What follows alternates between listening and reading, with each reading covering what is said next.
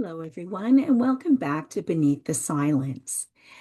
I give a warm welcome to those who have watched or listened to my podcast in the past, and welcome back to all of you. And also a warm welcome if this is the first time or first podcast that you're listening to of mine. I am Sandy Joy, and I welcome you here with open arms. This is a safe space. Just remember to take care of yourself. If something feels too heavy, what we're talking about, you need to take a break or pause or come back to it. Please do. You look after yourself. And this is, I'm also going to give a reminder that I do not edit my podcasts. The I want them to be real, raw, authentic, and vulnerable. And I'm going to make mistakes. I'm going to screw up on a word or four, and that's okay. Or my pup might start barking, and that's okay too, because that's real life and that's what happens.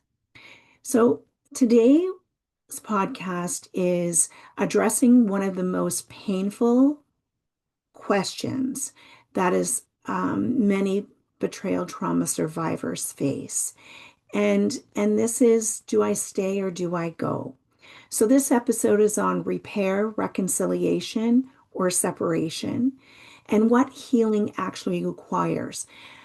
Although when I say repair, reconciliation, or separation, it has to do also with intimate relationships, but it also, this could be about staying or leaving a job, your place of employment, or a relationship with a family member or friend who has betrayed you. So what this episode isn't about, it's not about saving relationships at all costs. It's not about romanticizing reconciliation. And it's not about pathologizing those who choose to leave, whatever that means for you. Okay. So healing doesn't require staying. It can be a part of your healing journey. And I'm going to go into quite, details about what you're going to be looking for. But remember that betrayal has removed choice from you. Okay. Healing restores choice. And so that's what this is about. This is about agency, consent, and safety across the board, regardless of what your betrayal trauma has been. Okay. Leaving does not mean that you failed. It doesn't mean that you didn't try hard enough. And it doesn't mean that you're unforgiving. It means that you've done the best with what you've had, and you have to look after you, whatever that looks like. One thing I can promise you, because many people know, well, how do I know? You will know. You will know at a gut, in your gut, an instinctual level, what is right for you. And no one, not me, not any other therapist, not any other professional, not any other family or friend can tell you what's right for you. Only you can make that decision. Okay? So, research on betrayal trauma shows that remaining in an unsafe relationship or relationships prolong trauma symptoms. Okay? So, I'm going to give you factual information, and so you are able to have choice. Oh, and I digressed a little bit here, because when I say I can't, I can't tell you how you'll know, but one thing I can tell you, and I can promise you this, regardless of your choice to stay or to go, there's going to be pain and there's going to be fear. You're not going to be without it, regardless of your choice. Okay. So, what does real repair look like? Now, so for some of these things, it may not transfer to employment, but for pretty much all other relationships, it pretty much does. Okay. So repair requires sustained integrity. So define what integrity means for you. You can look it up, you know, what it means in the dictionary, but define what it means for you. And what does it mean for the person who has betrayed you? Define that because you want to have, you know, especially if it's family, friends, or an intimate partner, you want to have your morals and values be the same. And maybe those different, or those differ. Okay. Repair requires full accountability and ownership without qualifiers. I'm really sorry. I screwed up but because as soon as somebody says but, they've taken away what they've just, talked about in the past, or what the apology is. There is no apology with a but. Repair requires empathy without defensiveness, especially when you're hurting.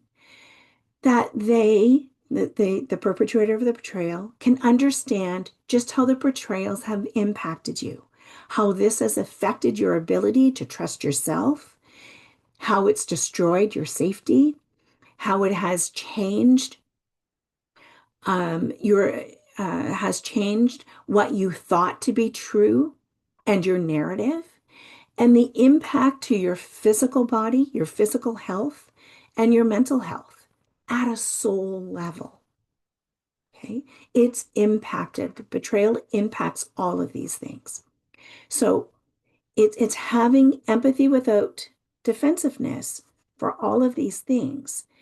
And as well as if it's an intimate partner or family or friends, how has this affected your other friendships or other relationships, family relationships, children? All this without making it about themselves, such as saying, well, I am so ashamed of myself. They may be, and that's a discussion for another time. But when you're talking about repair, it's without these qualifiers or saying that they're hurting too, that they're ashamed of themselves. It's not about them.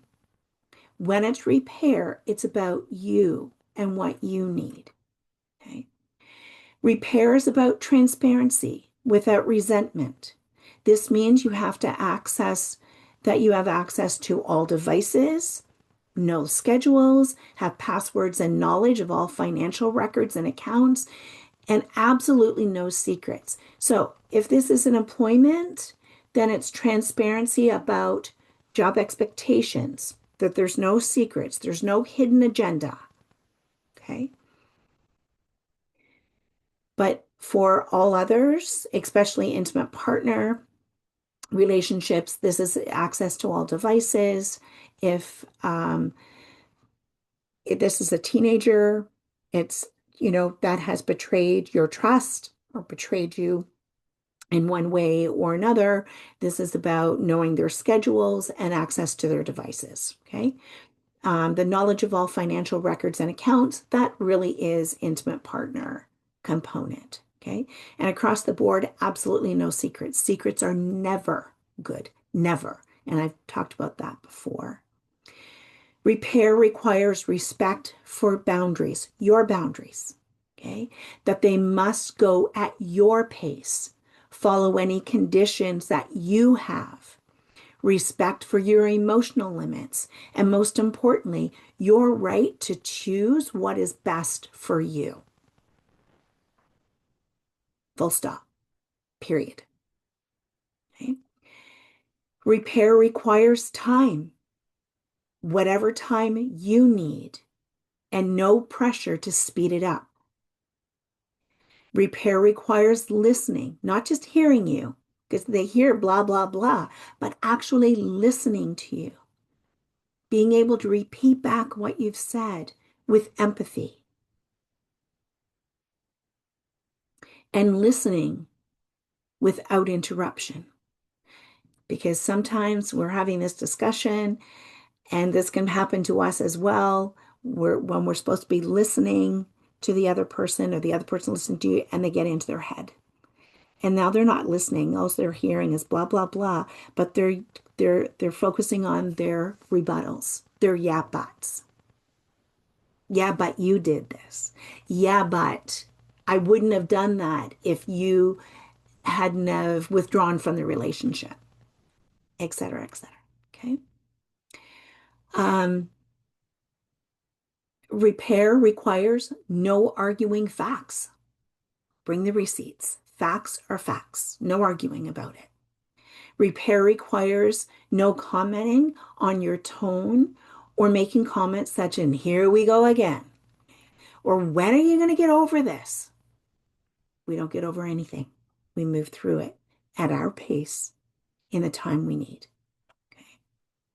Repair requires being able to stay emotionally present with you without going into their own shame, their own stuff, and then often blaming you for it.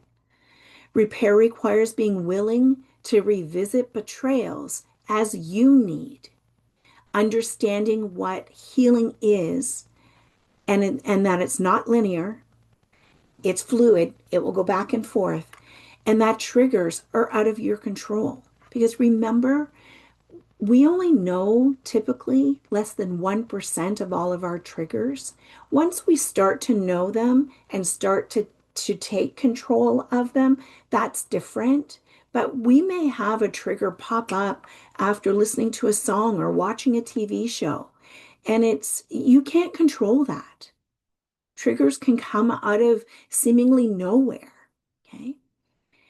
And that not only are they willing to revisit the betrayals caused from these triggers, that they will be there for you whenever you need it or something comes up for you without judgment, without getting into their own stuff, that they are there asking you what you need.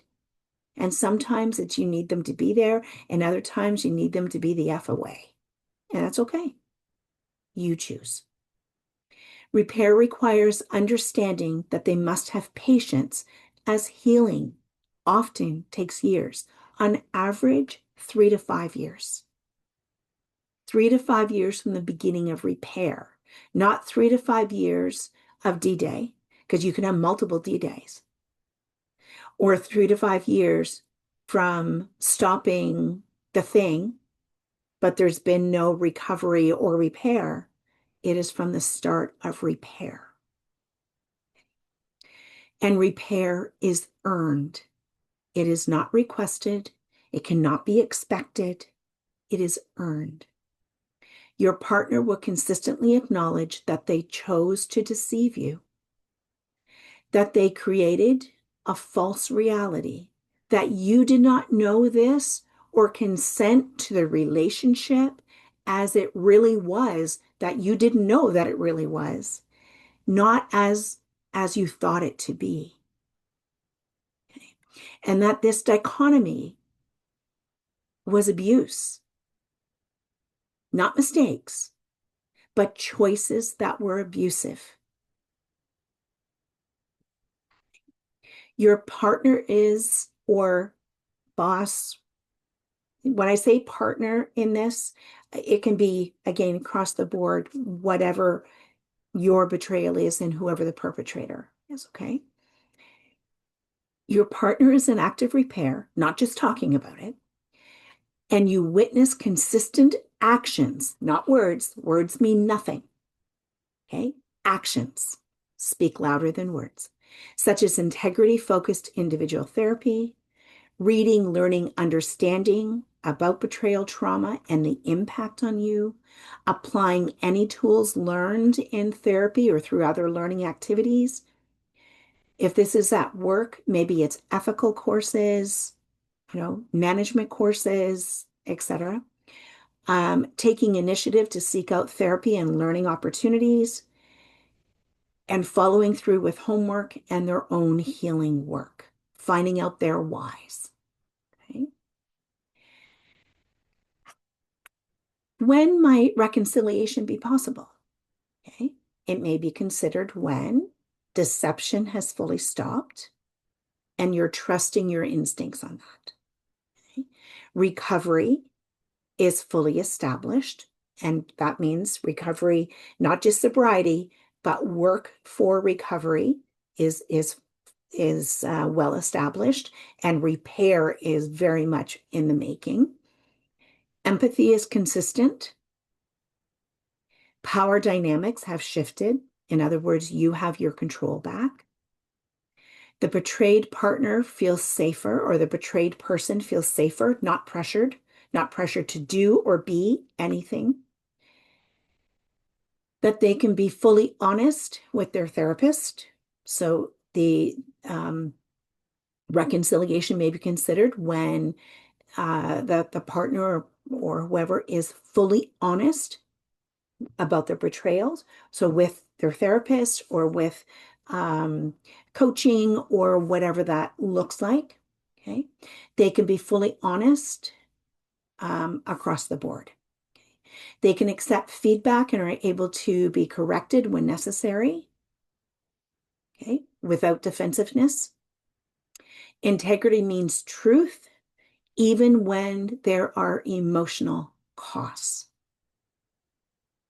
Acceptance of consequences for their actions with the understanding that they may not get what they want, but are still committed to doing what they can fully and responsibly without blame to the betrayed person. Okay. Reconciliation should never be a reward for sobriety or stopping the thing, whatever that is. I'm not having affairs anymore. I'm not doing that. I'm not contacting an affair partner. Reconciliation should not be a reward for doing that. Okay? It should not be a reward or a condition of recovery. And it should not ever be therapist driven. Reconciliation, just like staying or leaving, is completely 100% your choice. Okay? So separation may be the healthiest path at times. So when might this be? And it's going to be some when those red flags are there. So separation may be indicated when deception persists or defensiveness continues. Empathy is absent. Accountability is performative. In other words, you don't feel the genuineness of the accountability. Yeah, I screwed up. I'm really sorry. But there is no change in how they're interacting with you to warrant that apology. Okay. The partner remains dysregulated, so either person remains dysregulated, and safety cannot be established. Okay. When you feel pressured, this is if you're feeling pressure that you have to stay or reconcile, it's not a time to stay or reconcile. Okay. A healthy therapeutic separation may be necessary. Reconciliation is not recommended if you are made to feel guilty. You did nothing wrong. Nothing. You didn't say or do anything that warranted betrayals. That the person who betrayed you are sulking. And this is an example of covert or coercive control. Okay. That they give you ultimatums.